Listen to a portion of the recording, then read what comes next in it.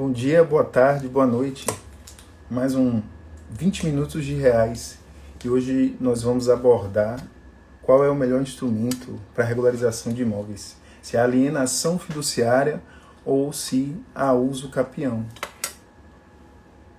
Vamos partir de um exemplo que foi encaminhado para a gente e discutir esses dois instrumentos para chegar ao final na melhor opção para se utilizar na regularização de imóveis, se há uso capião ou se há alienação fiduciária.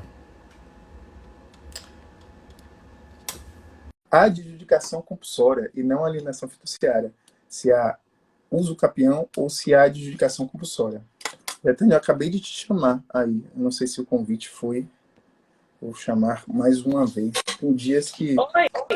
Oi, eu estava aqui falando. Boa noite, Priscila Soares. Seja muito bem-vinda aqui ao nosso Direito que Move. Estou tentando ligar meu computador aqui do lado para ver o caso. Eu estava aqui falando, né, sobre o tema que a gente vai abordar hoje. Estava dizendo que, em matéria de regularização de imóveis, qual seria a melhor opção? Se uso capião. E aí eu me equivoquei e falei alienação fiduciária. Na verdade, é a adjudicação compulsória, se há uso capião ou se há adjudicação compulsória. E a gente vai partir de um exemplo que foi posto para a gente, no sentido de trazer informações sobre esses dois instrumentos. E aí chegar ao final, verificar qual é o melhor instrumento a ser utilizado, né? A gente sabe que vai depender muito da situação fática, né? Do que é posto para o profissional do direito, no sentido dele resolver aquele conflito. É bom você falar, assim, esse tema é bem interessante, porque eu acho que uma das principais dúvidas que as pessoas têm na atuação cotidiana é qual o melhor instrumento utilizar. Qual instrumento vai dar mais resultado? E dentro do instrumento que vai dar mais resultado, diríamos assim, qual é a melhor estratégia, né? A gente costuma brincar, eu costumo falar isso com muita frequência nas aulas e tal, a gente sabe... Ó o Paulo aí. Boa noite, Boa Paulo. noite, tudo bem? A gente costuma falar, os capião é um instrumento extremamente potente, só que a gente tem que entender que não são todos os momentos que você precisa se utilizar de uso capião. E saber que momentos são esses, né? Que você precisa de uma uso capião, que você pode utilizar uma adjudicação compulsória ou até mesmo uma outro tipo de ação, né, Alex? É extremamente importante para que a pessoa crie uma melhor estratégia, uma estratégia que vai dar uma melhor solução para aquele caso. A gente tem que... eu costumo brincar assim, ó. A gente tem que entender que o uso capião é extremamente interessante para você não fazer, no nosso caso, nosso assistido, ou o cliente, no caso de um advogado particular, que ele não passe por uma via crucis, mas a gente também tem que entender que em determinados momentos o uso capião pode ser via crucis, né? E aí existem outros instrumentos que podem ser mais simples, diríamos assim, até porque pelo que engloba, né? E aí a adjudicação compulsória, sem dúvida nenhuma, é um desses instrumentos, né? Bacana, bacana. Você trouxe aí esses pontos que são bem caros a essa situação. E aí, na oportunidade do profissional, do advogado, ser procurado e ele utilizar o instrumento de forma equivocada, pode trazer grandes danos à pretensão, né, do cliente dele. Porque se for utilizado de certa forma o instrumento equivocado, ele vai perder tempo e, sobretudo, dinheiro, né? Então, é interessante saber ou ter a perspicácia de entender qual é o melhor instrumento para o fato que lhe é apresentado. Boa noite, Robson. Robson é nosso colega aí, você falou nossos assistidos. Nosso E aí, para as colega. pessoas que estão começando a nos acompanhar, né, porque essas lives ficam gravadas, então é interessante a gente falar para o pessoal que a gente atua na Defensoria Pública como defensor público em um núcleo de regularização fundiária. E a gente traz aí as nossas experiências, né, nossas práticas exitosas. Fábio também chegou aí, entrou agora aí, Carlos Salles também. Então, Alex, vamos lá, vamos começar a falar. Eu estava tentando abrir aqui o caso, mas eu estou com um problema aqui na minha internet. Aí eu vou pedir para você falar, que eu acredito que você deve Vamos estar com lá. ele aberto aí. Vamos lá. E aí é mais ou menos assim, ó. Qual a forma mais rápida de regularizar um imóvel que foi adquirido por contrato de compromisso de compra e venda há 40 anos, mas que o comprador faleceu há 3 anos, né? O herdeiro, né? Possivelmente o filho, né, da pessoa que comprou, possui os recibos de quitação dados pelo vendedor O herdeiro não tem notícia sobre o paradeiro do vendedor ou mesmo se ele está vivo. A certidão do cartório de registro de imóveis não indica o vendedor como proprietário. É melhor a adjudicação compulsória ou a uso capião para regularizar esse imóvel, né? Qual seria o mais rápido, né?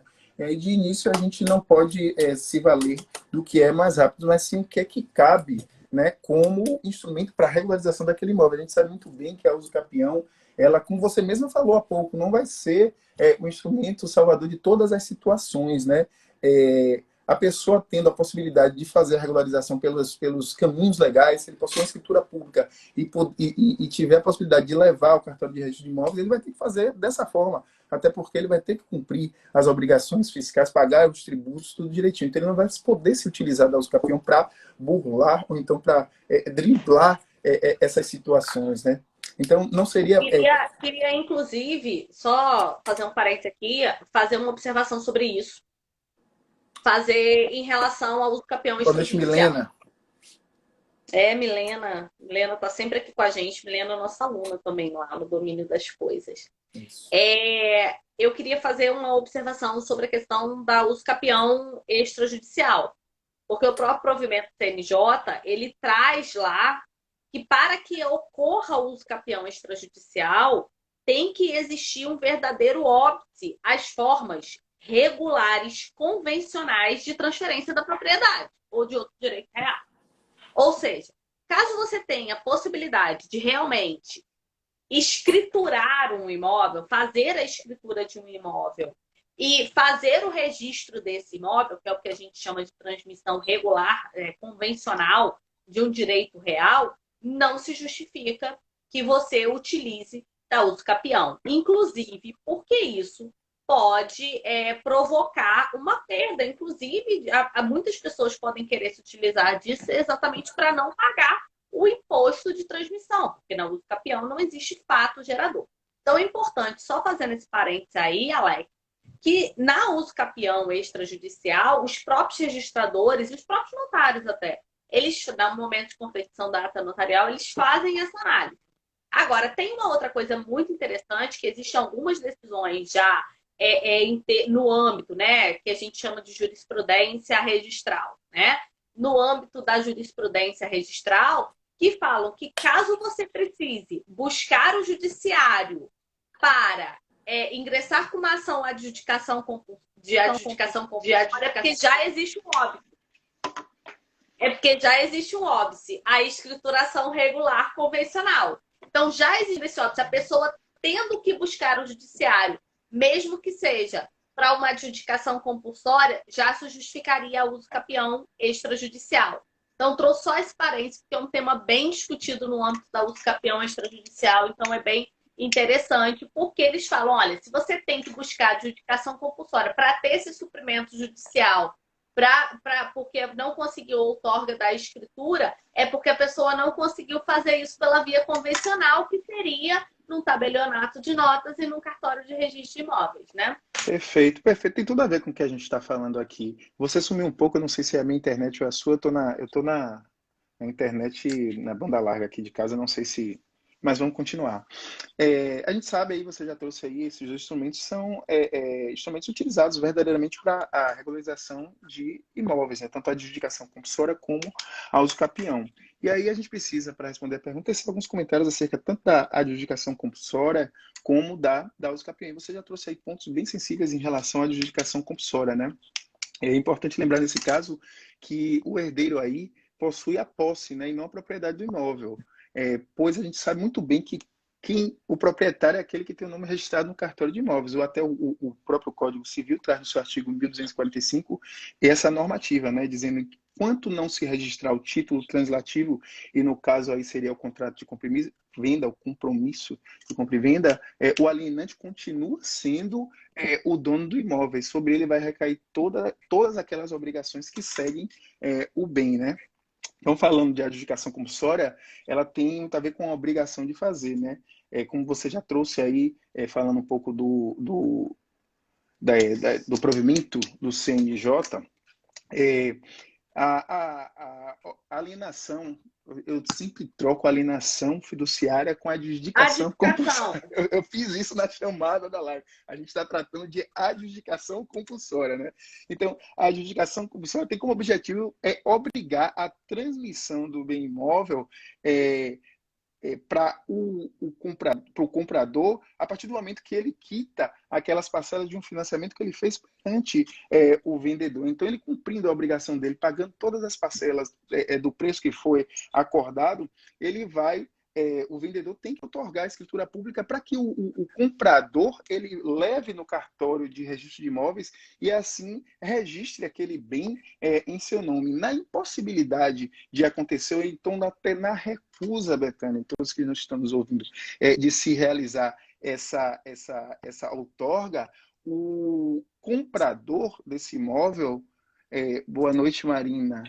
O comprador desse imóvel ele vai poder bater nas portas do judiciário através da adjudicação compulsória e fazer com que a vontade do vendedor seja substituída por uma decisão judicial. E de posse dessa decisão judicial, de uma carta de adjudicação, ele vai se encaminhar até o cartório de registro de imóveis e vai verdadeiramente registrar aquele imóvel em seu nome, né? E aí a gente entra aqui em um ponto que é muito interessante a gente falar, né? Quem tem legitimidade para propor essa ação de adjudicação compulsória. Tradicionalmente se falando, quem tem a legitimidade é o comprador, né? Contra o vendedor para obrigá-lo, né, a otorgar no sentido, na verdade, de ter a vontade do vendedor substituída por uma decisão judicial e poder levar essa decisão ao cartório de registro de imóveis e assim registrar o imóvel no seu nome. Mas a gente sabe que em um contrato, as duas partes, quando faz um contrato, um compromisso de compra e venda, as duas partes têm o objetivo de cumpri-las, né? De cumprir esse acordo celebrado. Não só o comprador tem o direito de ter a outorga da escritura para ter a possibilidade de registrar esse imóvel em seu nome, como o vendedor também tem o direito de se liberar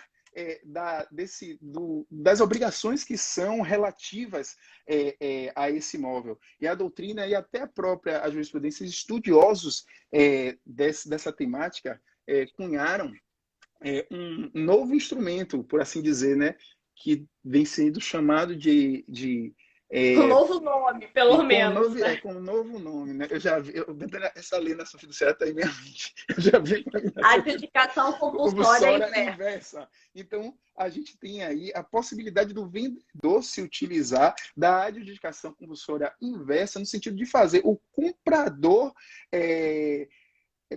registrar o imóvel em seu nome. E por que isso acontece muito de o comprador, após pagar todas as parcelas de um financiamento e aí não levar a escritura a registro e assim transferir a propriedade para o seu nome?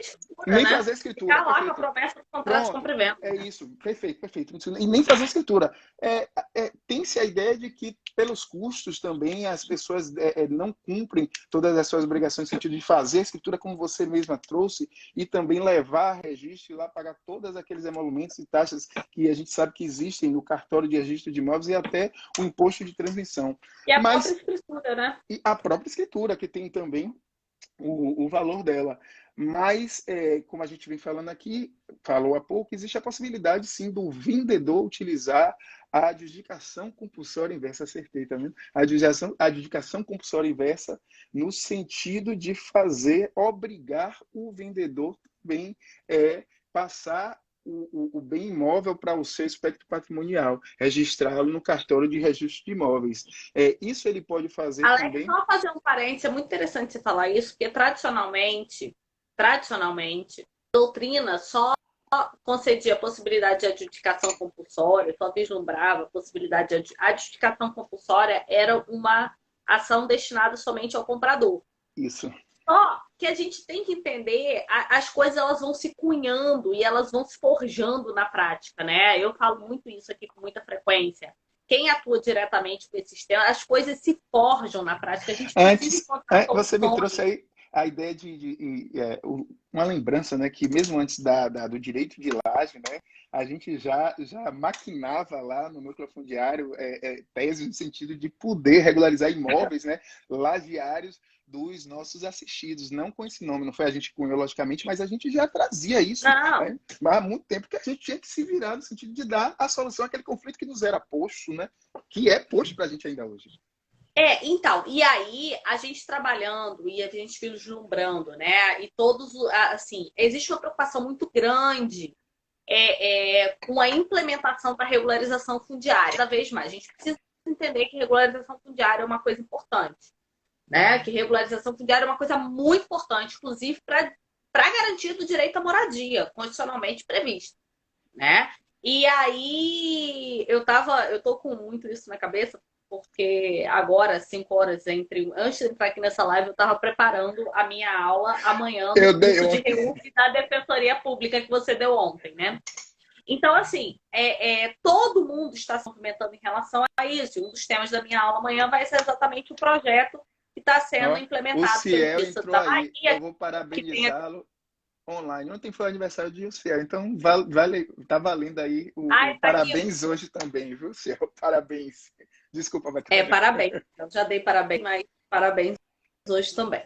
Olha só. E aí, como as coisas estão se movimentando, né? O Tribunal de Justiça, vários outros tribunais, como as coisas, desde a 13.465, a gente sabe que isso vem se movimentando desde 2009, né, Alex? Mas assim, Sim. como as coisas têm se tornado intensas e tudo mais. E aí é importante a gente trazer assim, que regularização fundiária é uma coisa muito importante. E quando a gente fala assim, porque tem a possibilidade de adjudicação compulsória inversa, mas olha só onde é que está isso, que a doutrina não está falando isso no livro.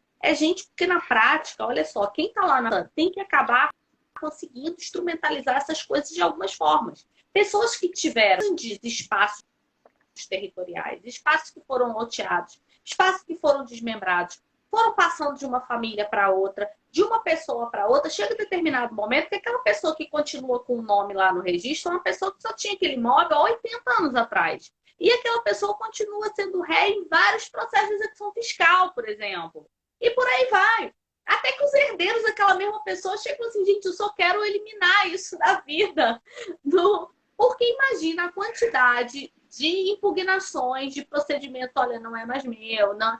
Entendeu? Então, assim, no âmbito da regularização fundiária, e isso é extremamente interessante para todo mundo, extremamente interessante para o município, em termos de arrecadação. Isso é extremamente interessante que isso esteja regularizado. A regularização fundiária, ela traz benefício para todo mundo. O Everson, que sempre está aqui com a gente falando, fala que é um jogo de ganha-ganha, porque quando as coisas se regularizam, as pessoas conseguem colocar os pingos nos is. Para o município é bom, para a pessoa que pode eventualmente querer dar aquele imóvel em garantia, é bom, comprar é bom, e para a pessoa que quer garantir sua posse, seu direito à moradia, melhor ainda. Então, assim, é muito importante que as pessoas entendam que essas coisas que são cunhadas na prática, elas surgem, às vezes, com determinada estranheza para as pessoas, que muitas vezes só acompanham isso mais pelos livros, mas que daqui a 2 anos isso vai ser a coisa mais normal do mundo. Né? A gente sabe com disso, certeza, né? A gente com certeza. faz uma coisa aqui e daqui a 2 anos Inclusive, eu fiz uma pesquisa superficial há pouco e eu vi que já existem julgados em tribunais de justiça que acompanham esse entendimento no sentido de permitir a adjudicação compulsória inversa, né? E a exemplo do Tribunal de São Paulo, de Justiça de São Paulo e também de Minas Gerais. Mas, e aí também esse posicionamento traz aí a essência de que a superação do entendimento de que a outorga da escritura representa não só um direito do comprador, como também um direito do vendedor de se liberar, como você trouxe de forma magistral, de se liberar de todas essas obrigações. Muito perfeito, gente, né? ter imóvel, ser titular de um direito real, te traz muitas obrigações. E aos seus herdeiros também. Isso aí. Então, voltando à questão, se o herdeiro ali entrar com uma ação de adjudicação compulsória, no caso a gente verificou lá acima que ele tem uma certidão do cartório de registro de imóveis que informa que o vendedor não era o proprietário, né? Não seria hábil para ele entrar com a adjudicação compulsória, porque ele ia levar ele ia ganhar e não ia levar, porque ele não ia poder registrar esse imóvel com aquela carta, já que quem vendeu a ele não seria o registrador, o proprietário registral, né? Registral. A gente sabe, Betânia, a gente fala aqui do Escapião, né? Em muitos e muitos momentos no nosso direito que move, e você mesmo falou no início da live, que não falou dessa forma, mas é isso, esse termo que você usa muito, a uso capião tem poder, né? Ela resolve muitas situações, mas também não como é que eu posso dizer? Ela não tem a capacidade de resolver tudo, embora tenha uma grande quantidade de conflitos que possam ser resolvidos através da uso capião, né? A gente sabe que ela é modo originário de aquisição de direitos reais, como você mesma já colocou, desde que a pessoa tenha a posse qualificada, né? Que tenha a posse ininterrupta, né? Posse mansa e pacífica, né?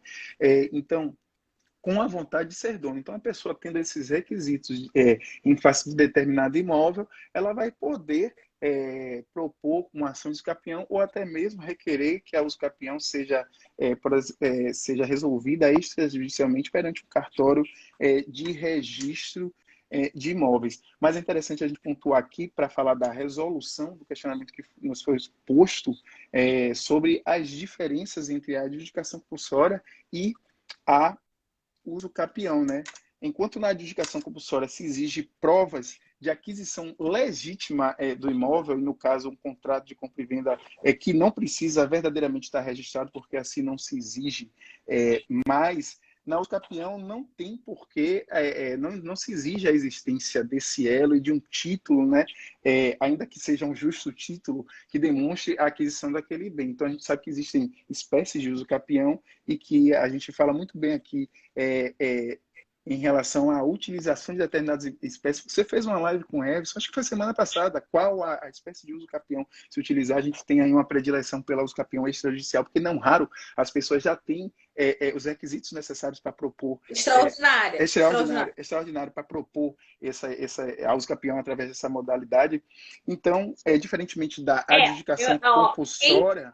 Quem foi meu aluno na vida ou me ouve aqui, só ingressa com os campeão ordinário se não tiver outro jeito.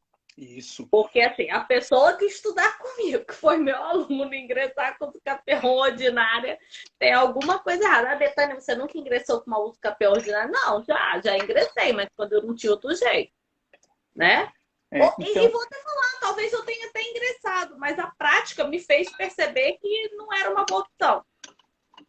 Apesar de eu nunca ter tido prejuízo, né? Do meu assistido, nunca ter tido prejuízo em relação a isso. Mas hoje, com a experiência que eu tenho, com os anos que eu tenho de estrada, eu enxergo que é só se não tiver outro jeito. Então a gente verifica aqui na questão, acho que eu vou dar uma relida aqui, porque depois que a gente falou tanto, acho que as pessoas até já esqueceram que a gente está tratando de uma questão que foi posta para a gente, né? Vai lá, diga, pode falar. Não, eu ia falar exatamente que na questão eu acho que não tem jeito. Não tem para eles não tem opção da adjudicação compulsória, né? E a gente recebeu uma outra pergunta semana passada também, Alex, que a pessoa tinha tido sessões sucessivas, né? Sim, e aí a pessoa perguntava, eu entro com a adjudicação, a pessoa, né, no caso, era uma aluna nossa perguntando, eu entro com a adjudicação ou eu entro com a adjudicação, como é que eu faço a adjudicação com sessões sucessivas, né? Entre as pessoas, tipo 10 pessoas no meio.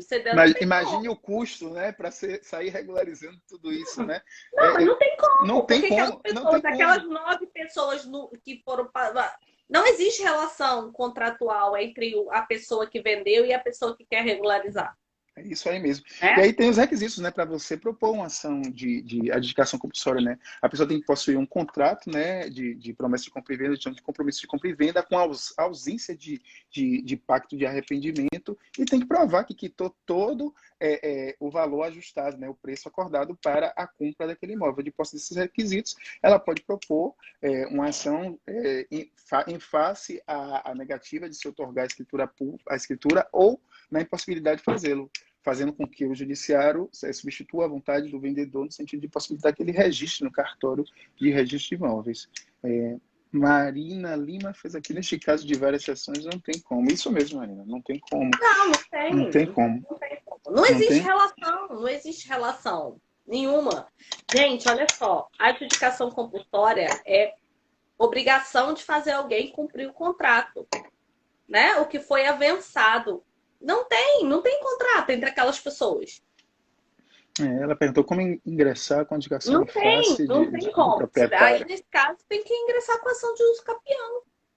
Porque a cadeia já está muito distante, muitas coisas têm que ser feitas perante. Não, é quase impossível. É por isso que a gente fala que a uso capião verdadeiramente tem poder. Então, são esses pontos, Betânia, que eu queria trazer, mais em face dessa possibilidade de a gente aventar aqui e falar dessa possibilidade da adjudicação compulsória inversa, né? Vem Porque a cá, gente. Maia. Vem cá, Maia. Maia vai Maia aparecer aqui. Maia, filha de Maia é minha Betânia. filha, gente. Eu falo para minha Vem filha cá, que Maia. eu Vem dar boto um ele tchau no, aqui pra todo mundo. Você bota sabia que ele, outro dia ela ligou, entrou ao fez a vivo no meu live. Instagram, ela fez uma live. Vem cá. Ai, vem cá. Vem cá. Ó, dá Ô, tchau pra todo Maia. mundo. Dá tchau. Dá um sorriso. Ah, olha lá o tio Alex. E acho que alguém fez uma Não, pergunta aí. Paulo fez a Não fez uma pergunta pergunta. se a promessa tem que ser registrada para o juramento da adjudicação. Não, até a súmula 239 diz, Vai né, lá com o papai. que o direito à adjudicação pessoal não se condiciona ao Não, registro do compromisso de compra e venda. Já tem súmula, inclusive, do STJ há muito tempo, Paulo. Então, não há necessidade de que a promessa seja registrada, entendeu? Então, isso não tem essa obrigatoriedade, não. Justamente para permitir que as coisas entrem nos eixos e a regularização seja feita. Então é isso, Betânia. Trouxemos aqui esses pontos e justamente como você estava falando, esse ponto importante aí, novo, dentro daqueles que militam na área, na possibilidade de utilização da adjudicação compulsória inversa, né? Tema muito importante que pode ajudar sobremaneira a regularização de diversos imóveis, sobretudo no âmbito, como você mesma falou, no âmbito da REURB. Você é parente de Viviane Araújo, Betânia? Você é a cara dela que está falando aí, ó. Marina. quê? Você Meu Deus. Não, Marina, não. Não sou. Olha, eu vou te falar uma coisa. Eu até queria ser realmente a cara das pessoas que falam. As pessoas falam que eu pareço com a Carla Pérez. Aí depois que eu parei, agora a Marina tá falando que eu pareço com a Viviane Araújo. Eu queria ter não só a cara, como outros atributos. Eu queria sambar igual a Carla Pérez e a Viviane Araújo também, mas não. Paulo Feitosa fala aqui, e se houve recolhimento do ITBI, mas não houve laudêmio, pode usucapi?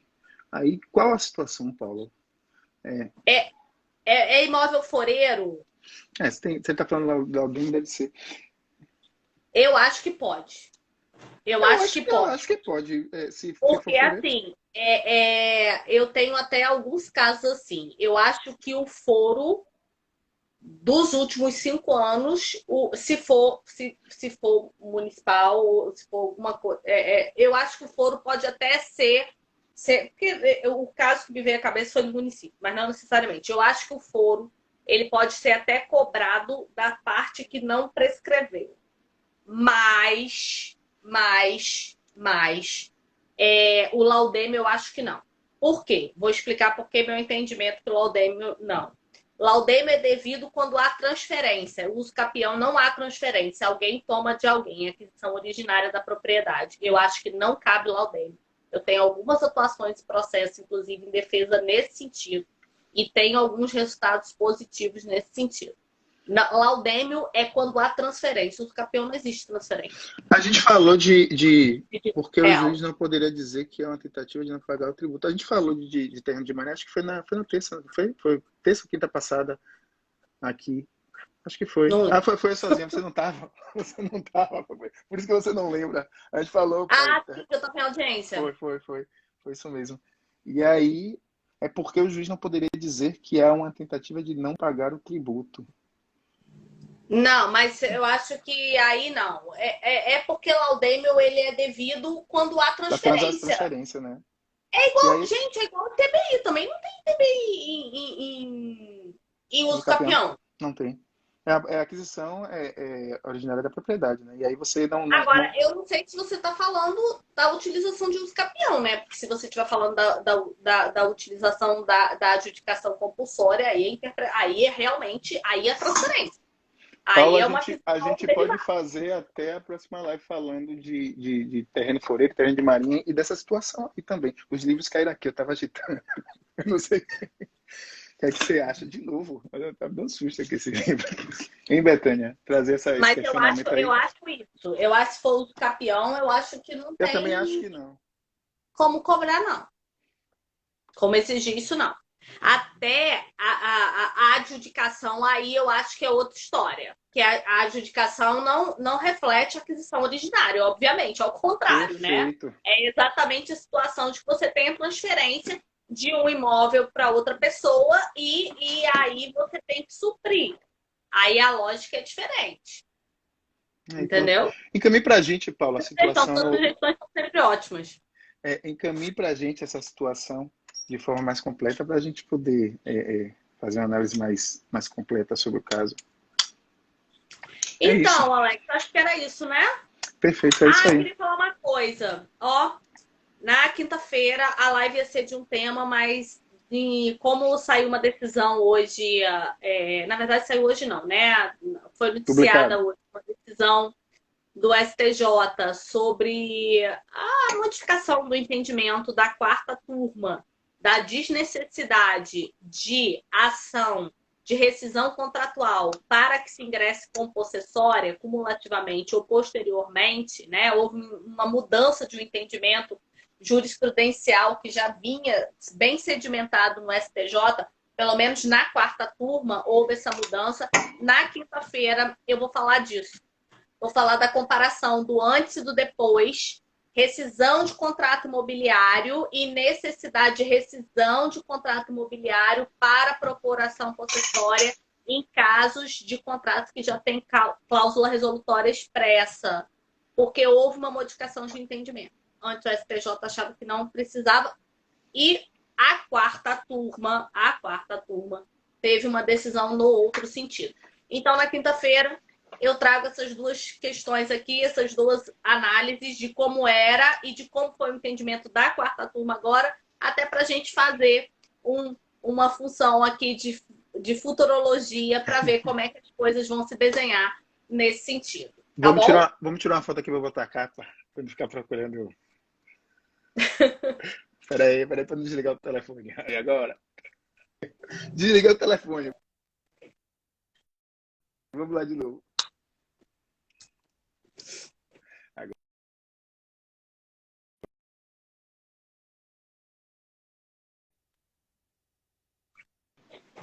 Foi, Então é isso, valeu. Alex. Boa noite para todo mundo. Boa noite. Obrigada quem acompanhou até agora. Tchau. Um abraço, tchau.